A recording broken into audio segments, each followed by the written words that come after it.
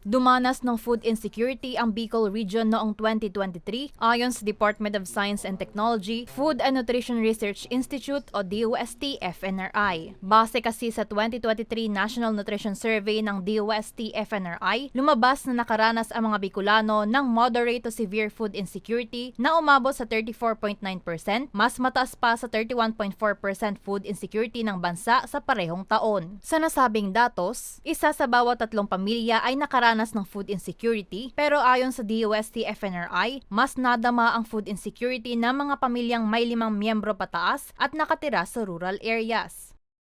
Bicol region has been labeled as among those. Ngayon nakikita ko medyo nasa gitna na tayo, no? Dati yata medyo nasa baba nung talagang medyo very severe food insecurity. So it's an nth wake-up call na, no? Maybe to the policymakers and to the strategies and even our authorities.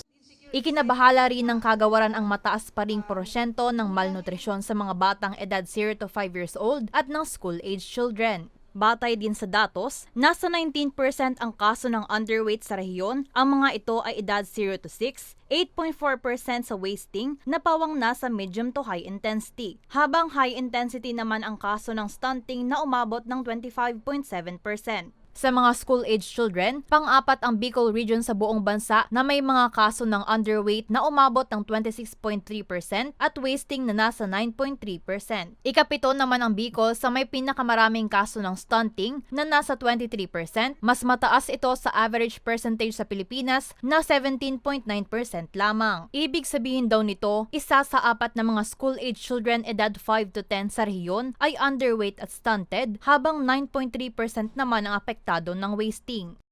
So alam natin na yung malnutrition problem, yung food insecurity ay multi-sectoral, multifactorial, parang ang daming ang daming kailangang pagtuunan ng pansin, ang daming mga kailangang isa alang-alang, no, para magkaroon ng resulta. So yung sector pag yung academe lang or yung isang LGU lang or yung DOST lang or DSWD lang, hindi magkakaroon ng impact, no? So kailangan talaga convergence ng ating mga efforts.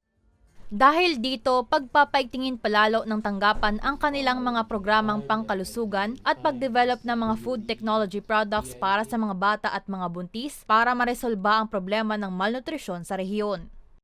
Hindi lang naman isa, but a lot of actors should, di ba, kailangan magkaisa po or mag-cooperate para, and then of course, yung sa resources natin dun sa funding, so yun po yung hinahanap din natin kasi yung pag-prioritize ng mga targeted na interventions, depende dun sa target group and pag-come up siguro ng mga nutrition sensitive na mga policies. So hopefully, nakita ko medyo mataas talaga, ma'am, especially dun sa food insecurity, moderately to severe, yung Bicol region.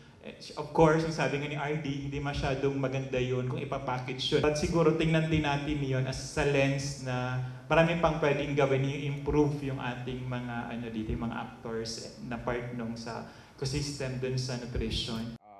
Inilatag ang mga nasabing datos sa isang pagtitipon na inorganisa ng DOST-FNRI sa Legazpi noong Lunes, September 23 na dinaluhan ng LGUs, Department of Agriculture, DSWD at iba pang opisina ng pamahalaan para sa mga balitang Tatak Bicol. El Yanzon.